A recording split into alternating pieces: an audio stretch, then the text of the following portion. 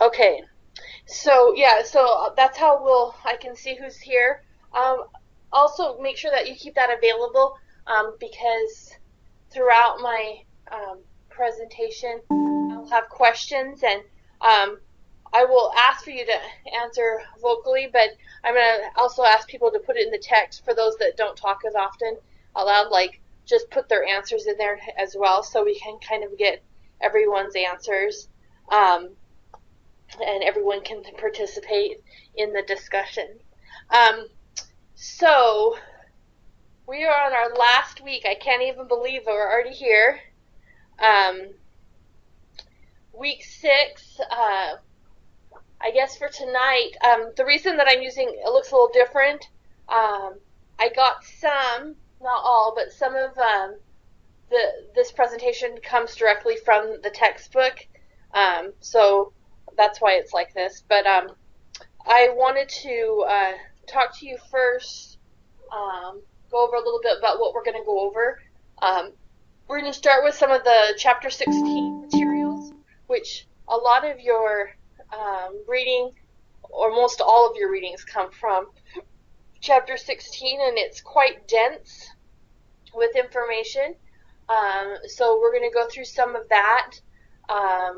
Depending on time, I'll cut some out, but then I wanted to be able to go over assignments for this coming week.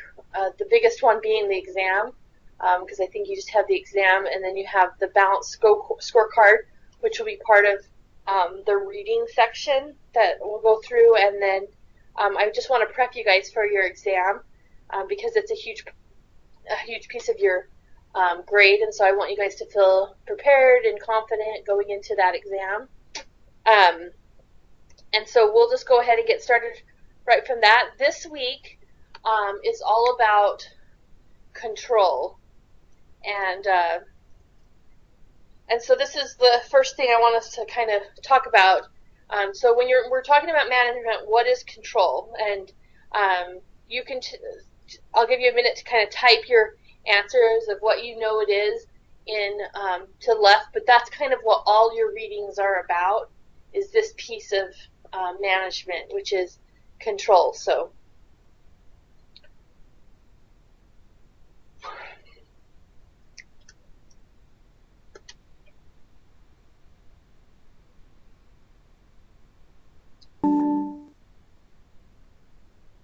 someone else just joined us. Welcome. We're just answering this question. We're going to first do it in the chat field. So in your own words, tell us what control is, and then we're going to discuss it a little bit.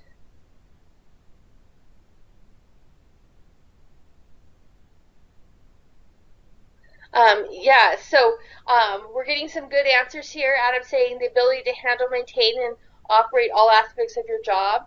And Angela says make sure specific things are getting done. And Stephanie is saying control is using standards, evaluation methods, and corrective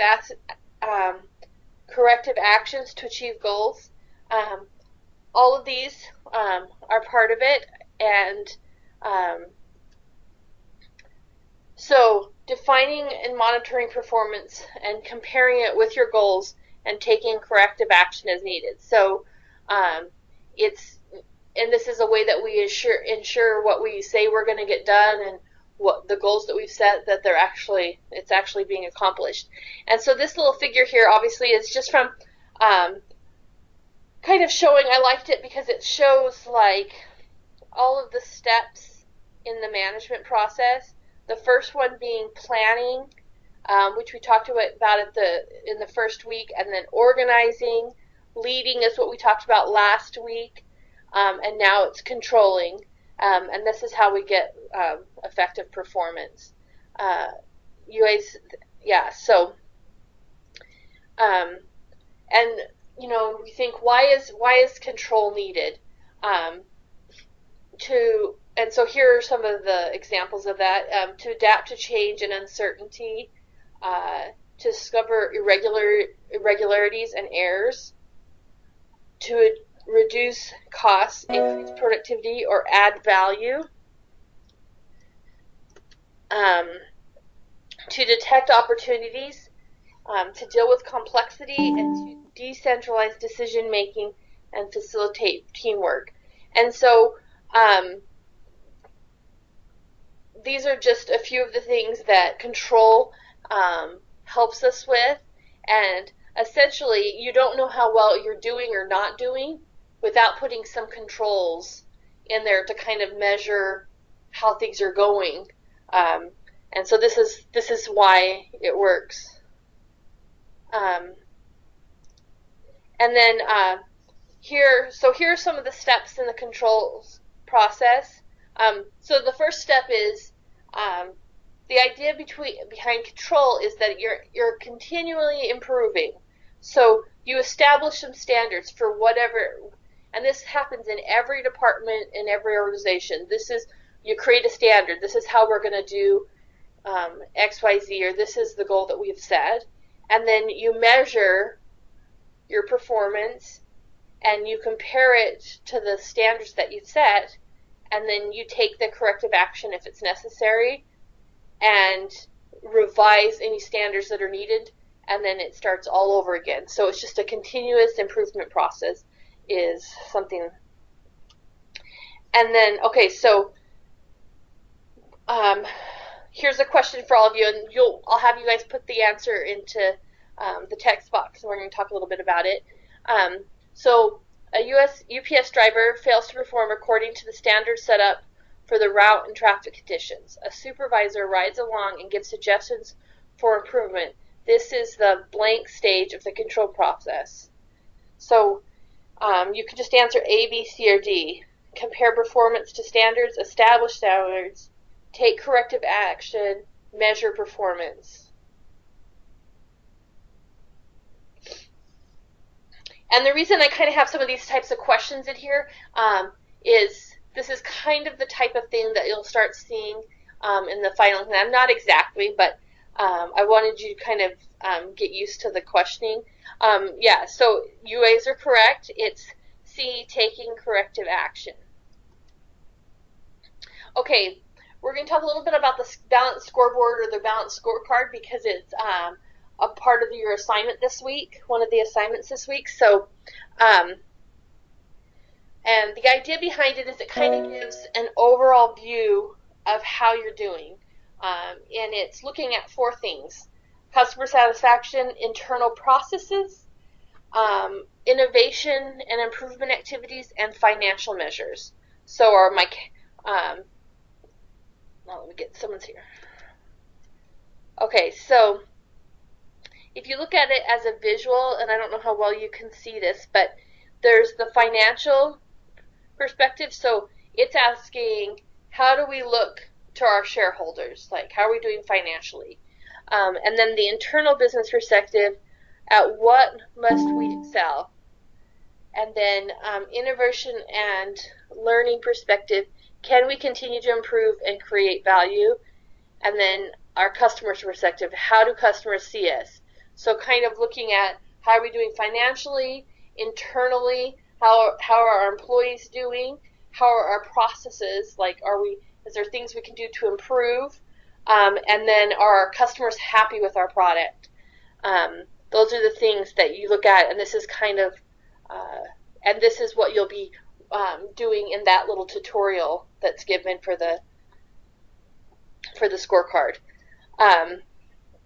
So here you'll see how each of those work.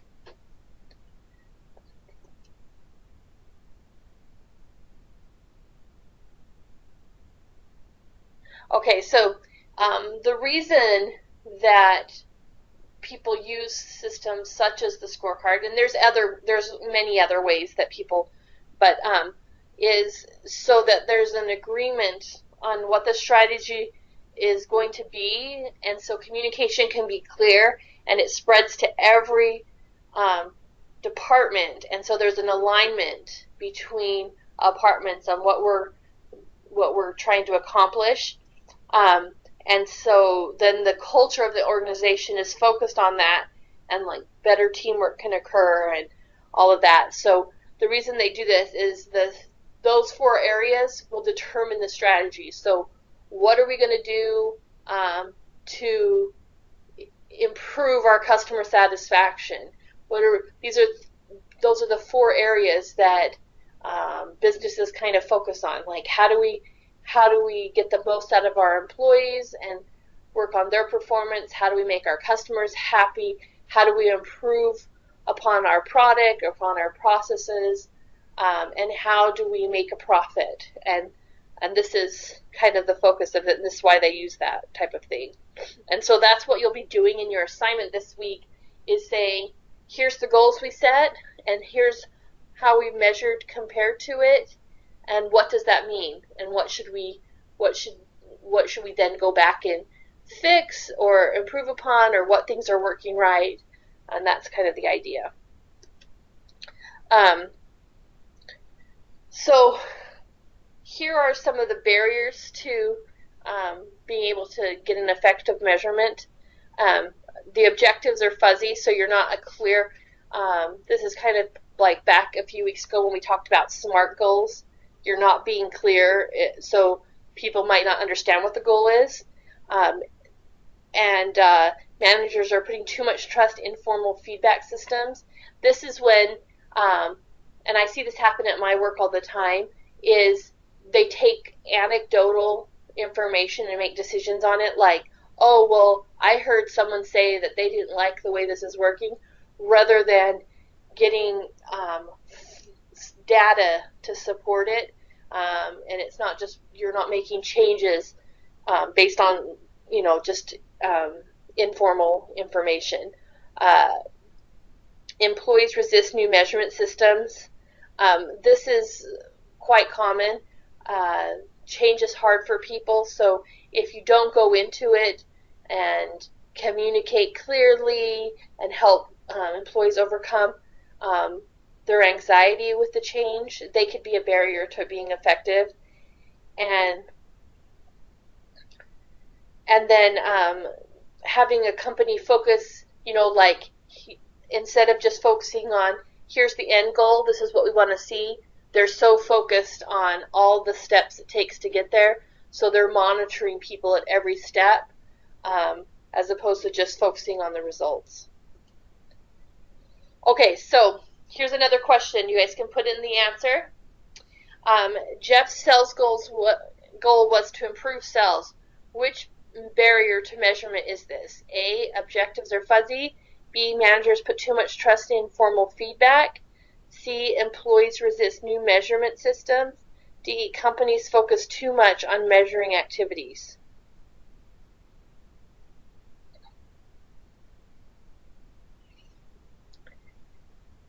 Yeah, you guys are all getting it. It's A, the objectives are fuzzy. Something needs to be much clearer. And can someone think of what would make this less fuzzy, this objective? Instead of calling it improve sales, what would you say a better goal would be?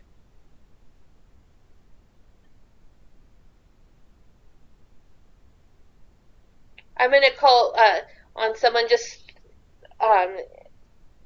because you all are answering. Oh, you're all typing in. Michelle says to have a plan of action and goal setting. Increase profits by 10% in 6 months. That's perfect, Julie.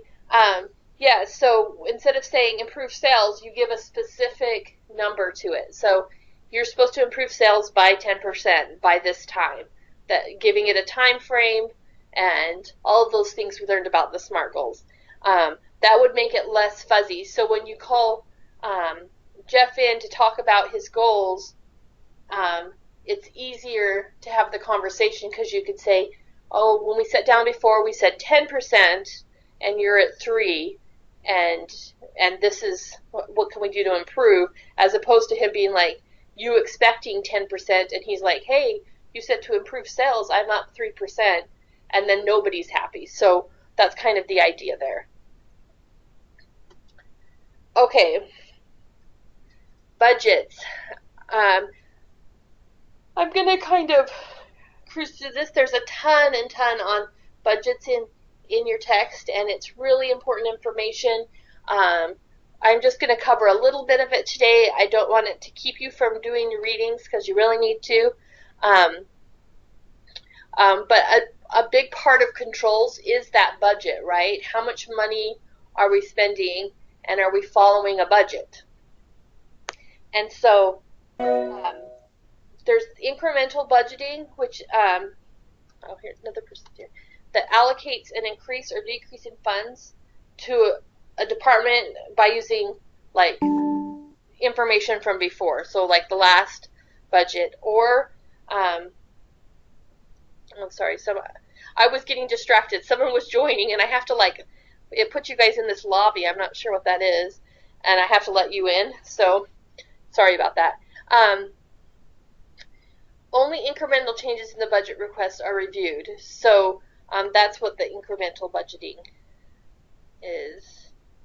Okay, so here's all the types of budgets, and it's a graph that is in, or a table that's in your textbook.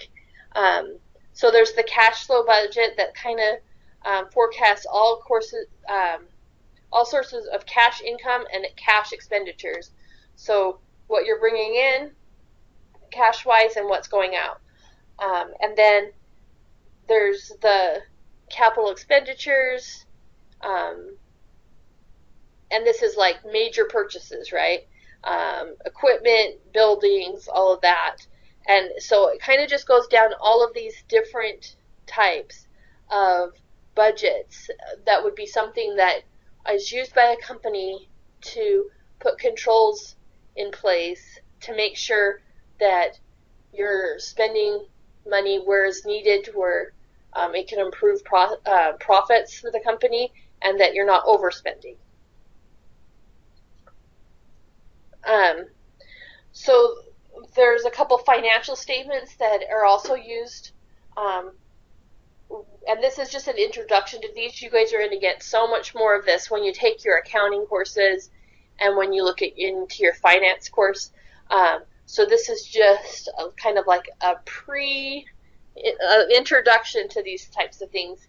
But the balance sheet, and for those of you that may already work in accounting departments, these are very talked about regularly. For others, this might be the first time you're hearing about these things. But a balance sheet is basically a summary of the financial worth of a company at any specific point in time, and it lists both the assets and liabilities. So the things that make your company worth something, and the things that, like, the debt that you kind of owe on. And that's the balance sheet. So it's kind of a picture in time of how the company is doing. And the income statement is during a specified period of time as well, but it's looking at financial results. So it's all of the revenues and expenses over a specific period of time. And this is also something that companies use when using control.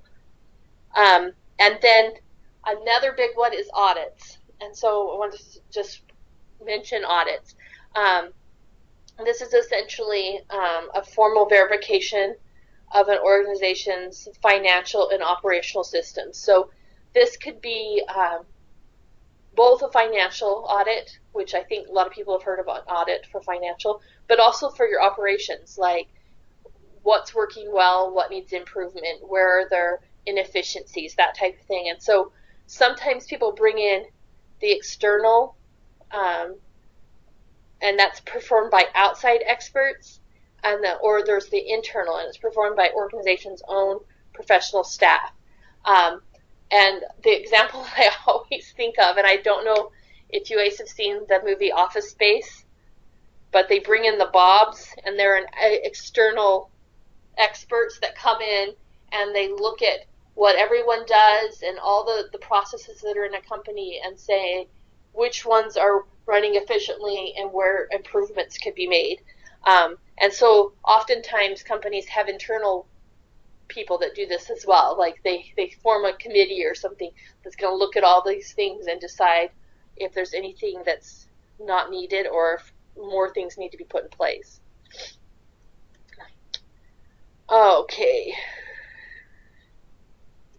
I'm going to skip all this. Okay, I will show you this because it's a pretty simple graphic, but there's other cycles like this, but this is kind of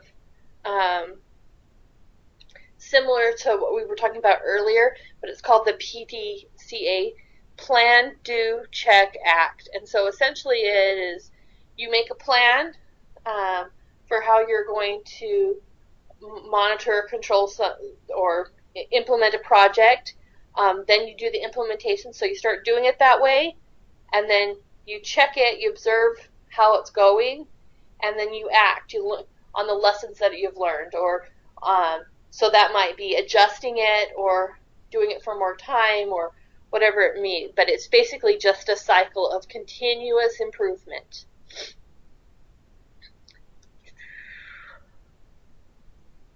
Okay, total quality management. You'll hear this a little bit as you do your readings this week, so I just wanted to highlight it. It's kind of a comprehensive approach to quality improvement, so to continuous quality improvement. So the keys to successful control systems, they are strategic and results-oriented. They are timely, accurate, and objective.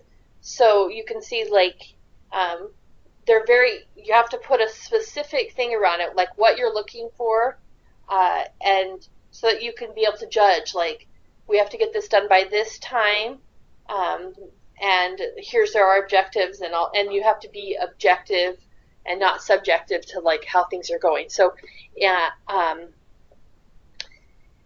they are realistic, positive, and understandable, and encourage self-control. So the realistic piece is something that people have to, like, really fill out, because yeah, if you set a, like, an unrealistic goal or set up a control system that is not manageable by your people, they'll just abandon it, you know. So picking and choosing what to do and making it realistic, and they are flexible. They need to be able to be changed if needed. Okay, so here's the barriers. Is there's too much control. That's like where there's and you'll see like this a lot in, like, bureaucracy type things, where there's so much paperwork and so many controls in place. Sometimes there's companies that this is necessary in, but there's so many controls in place that it's really difficult to make progress, because you have to do so many things. And if you can't get employees to participate, that's going to be a barrier. And if there's an overemphasis on the means or the paperwork, so if you're focused on all the things you have to do rather than the purpose behind it, that can cause issues. And as I mentioned before, the paperwork, if the end is something fairly simple and you create all of these hoops people have to jump through to get to the end, that can be a barrier to success. And an overemphasis on one instead of multiple ways of getting something done. I think we're right towards the end of just of chapter 16 here. And so I just want to talk a little bit about productivity and how it's measured. So essentially it's outputs divided by inputs equals productivity. And that's like your human capital, that's your materials, that's energy, that's everything. So I like this little diagram, and so I'll talk a little bit about it. But if you're a manager here on the left, you're trying to operate in a complex environment, and there's all of these things that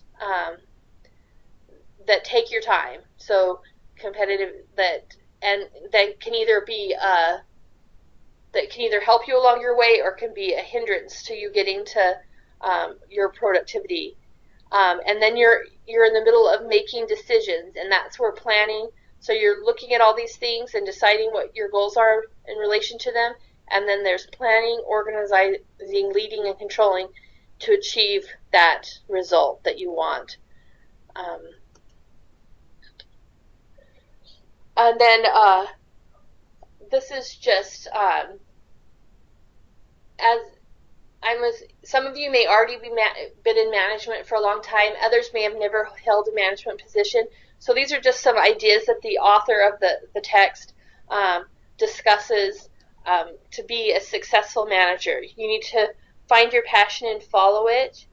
And I think that's important in that employees can see whether you love your work, and that energy is transferred to them. So finding something that you love about your job and letting it kind of drive you, and then be realistic and flexible, and fine-tune your people skills. So much of management, we've talked a lot about like all these the controls, and they're so very important, but a lot of managing is those people skills, those soft skills, really help you get the most out of your employees. Learn how to develop your leadership skills, and so thinking of the leadership skills that you have and the ones that you want, and finding ways to like build up those things that you're working on, and the way treating people as if they matter, because they do. Draw employees and peers into your management process. I think that's really important. Instead of just making all the decisions, work goes so much better when you include employees in the decision process. That way it's easier to get buy-in. They take responsibility. They're part of that process. And then be flexible and don't take yourself too seriously. I think all of these are things that you can look back at managers that you've had, and ones that really do these things very well, and others that you can see that them not being able to do some of these things could be a barrier to them being a successful manager. Okay, so that's enough of the content for today. So I wanted to first ask if you guys have any questions about any of the content thus far.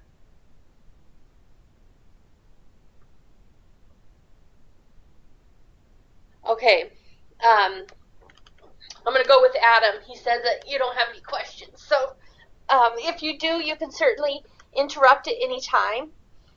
I wanted to prep you guys a little bit for your exam, because this will be your first exam in the MBA program, and I kind of wanted to give you an introduction to how these look, because you will be seeing these in your other courses. Okay, so first things first, you get one attempt to complete the exam.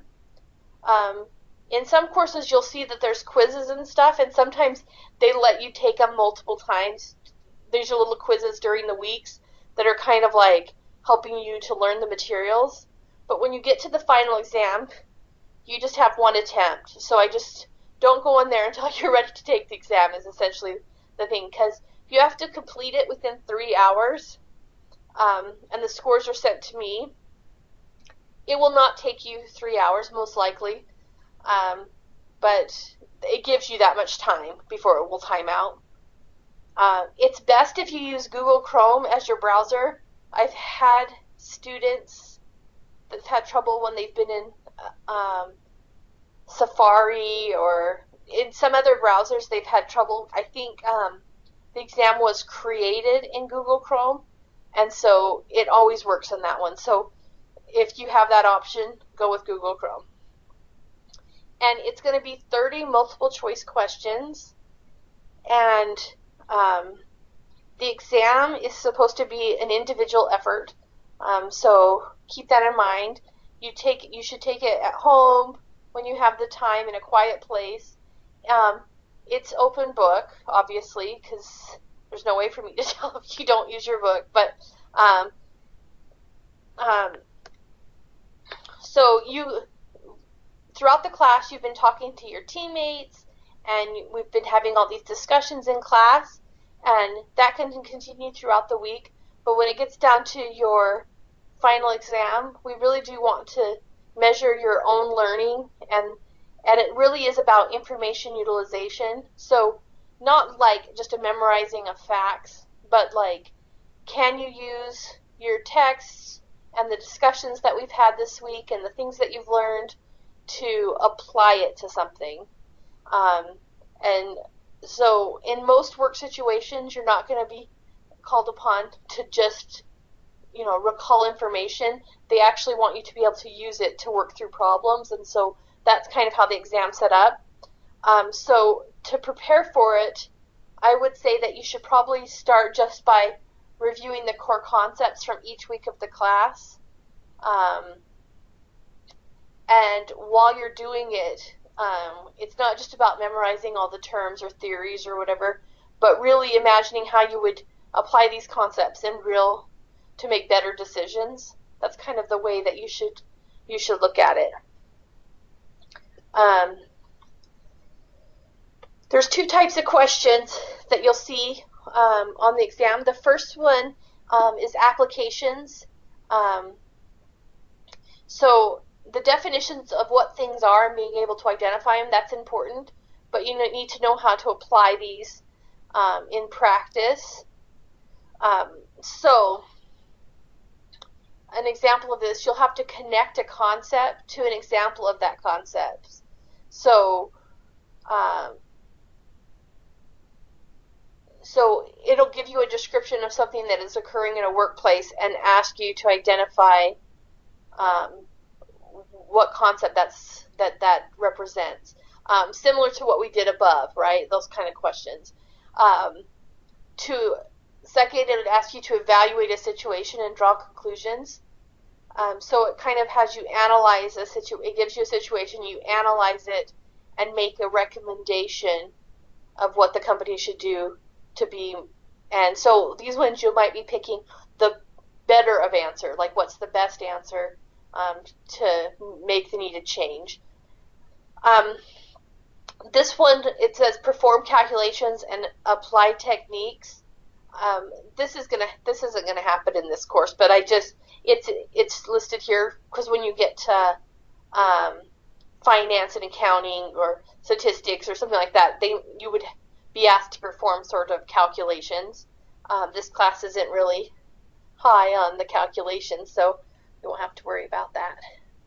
And then the second type of question is really a critical thinking questions. So it's going to be questions that are kind of testing your critical thinking skills. And so you'll be using your critical thinking by applying like techniques and concepts that you've learned. Or you might be asked to like identify an assumption or analyze an argument to decide if there's a way to make it stronger or weaker, or spot a flaw in an argument. So these can get kind of a little bit complex. Yeah, so I'll go back just a second. So they can be complex. So just make sure that you're thinking through it and thinking critically and what's the best answer. It will be all multiple choice. And like I said, there's 30 questions and you have 3 hours. So most likely you'll be done within an hour. But it does give you that extra time if you need it. Okay, so I'm going to give you a couple. I just have a few sample questions, and there's some additional ones in the instructions section in the classroom under the exam. There's some more, but these are just the first 3. I thought we would do these together and kind of discuss them. So you'll also put on the side in the text box the answers. So Raul is a manager in the marketing department of Acadia Bear Hospitality, a mid-sized chain of hotels primarily appealing to vacationers who are interested in nature. Raul's goals for next year include the following: increasing revenue from guided tours by 20% and increasing the number of customers who visit Acadia Bear's website by 25%, and turning Acadia Bear customers into ambassadors for the Acadia Bear brand. Which of the following changes would most improve the list of yearly goals specified above? And then A, doubling the proposed percentage increases in revenue from guided tours and website visitors, B, clarifying what is meant by ambassador for Acadia Bear brand, C, including proposals for changing Acadia Bear's core mission, or D, specifying the goals and specifying the decisions that Rahul should make each week in order to meet these goals. Yes, you guys are all getting it. It's B. You can, and this is back to being specific about a goal. What does an ambassador for Acadia brand look like? There needs to be a description there, so that Rahul knows how to get to that location, to get there. Okay, so that's the answer B. So there needs to be clarity around the goal for an employee to feel motivated and feel like there's a way to accomplish that goal. Okay, so sample question 2. What real-world decisions would people be more likely to make if they are risk-averse when considering potential losses? A, paying more for an extended warranty than the expected value of the cost of the repairs covered by the warranty. B, considering the entertainment value of the gambling experience itself when deciding whether to wager in a casino. C, performing home repairs oneself instead of hiring a professional. Or D, preferring to participate in a lottery with a small chance of winning a large prize instead of receiving a small gift certificate. I think we're having a little bit of groupthink here. No, I'm just joking. You're all right. It's A. So someone that is risk averse is more likely to pay a little extra for an extended warranty to make sure that they don't have that they don't have a big loss. So they wouldn't be. They probably wouldn't be thinking about how much fun it is to gamble. That's what was B. So yeah. So A is correct. Linda, just so you know, it's showing over. You're saying, why is it not showing? It doesn't show when you type and you're seeing everyone else's, but I can see your name. Like we can see your message with your name. Okay, one more question. A research team is measuring the willingness of consumers to pay for a bundle of premium television channels. The lowest any of the participants would be willing to pay per month was $50, and the highest amount was $200. Based on this evidence, the team concluded that the median amount that the consumers studied would be willing to pay would be $125. The conclusion reached by the researchers is flawed because it, A, fails to demonstrate that all potential consumers have the same willingness to pay as the individuals who were studied. B, provides insufficient evidence to show that any of the consumers studied would be willing to pay exactly $125. C, fails to demonstrate that the mean amount that the consumers would be willing to pay is also $125. Or D, does not compare the number of consumers who would be willing to pay more than $125 with the number of consumers who would not be willing to pay $125.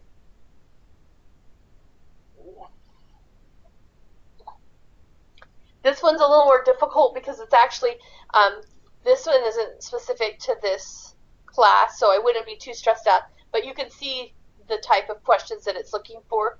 These were just sample questions. But yes, the answer is D. And the researchers have evidence on the range of prices that consumers would be willing to pay, but that does not mean that the median is the average of the highest and lowest figures. The median is the middle value, and for all we know, that the consumers would be willing to pay much less than $125 or much more. So that's incorrect.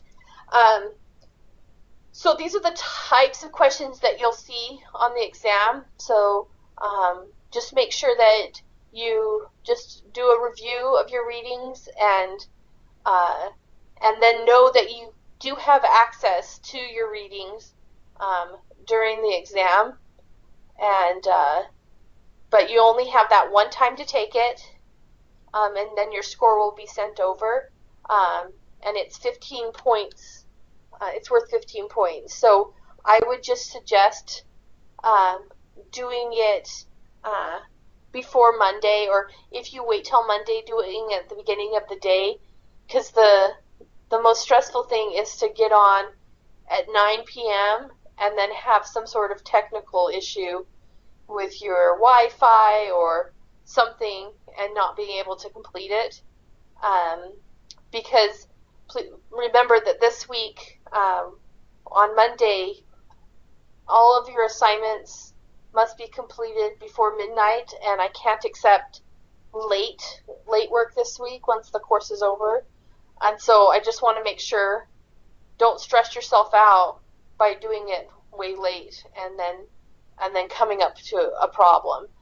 If you do end up having an issue, you can call tech support, and they can help you out. Also, if there's some sort of error, something happens, please reach out to me and I'll get back to you. I don't want that to be a stress for you. The only reason I'm mentioning it is that it becomes more stressful when it's the very last day and you only have a short amount of time to complete it. So that is all the material I have, and so I just want to open it up for any questions you have. Does anyone have questions about anything that this final week, or any questions about preparing for the final exam?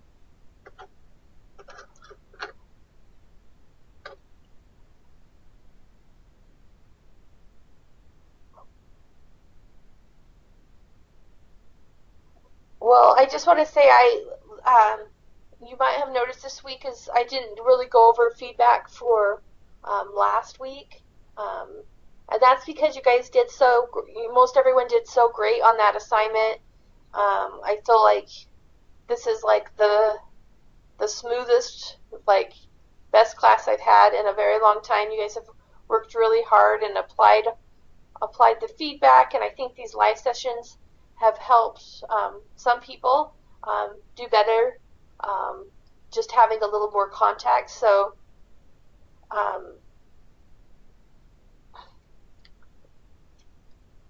yeah, so Angela, can you tell me what your question is? Are you asking a question or just making a statement? I couldn't tell. And you can just speak out loud too. I mean, unless you want to type, you can feel free to speak out loud.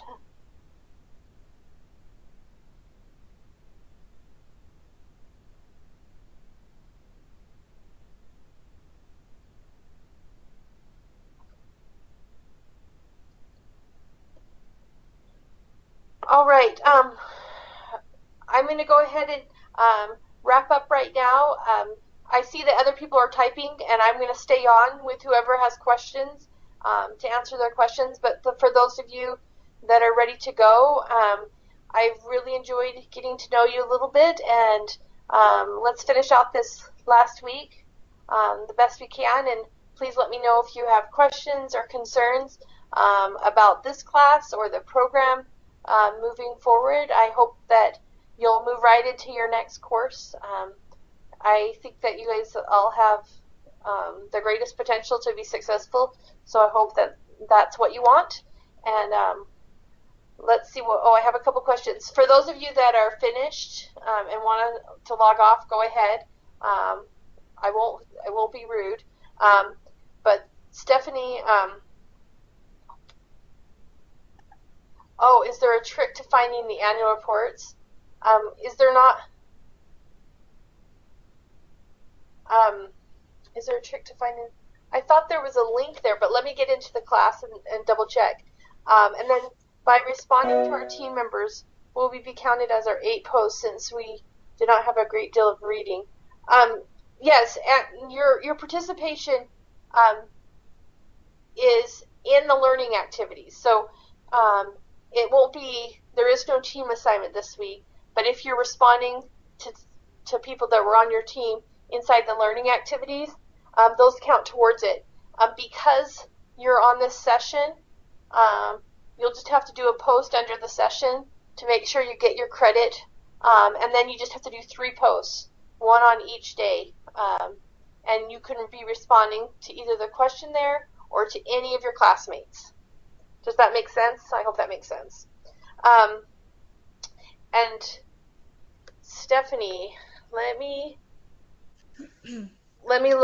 get into the class really quick. And so I found the link works and it gets you to the website, but trying to find a specific organization or a specific annual report, I wasn't successful doing, so I had to do more of a general, like, this is the industry. Is that okay? Yeah, I'm okay with that. You mean in your comparison? Yeah. Yeah, that's absolutely fine. It's really just learning how to go through this. Yeah, but if you couldn't find that specific one, it's okay for you to do a general based on the industry. That's totally fine. Okay. All right. Anyone else have any questions? All right. Have a good rest of your night, everyone.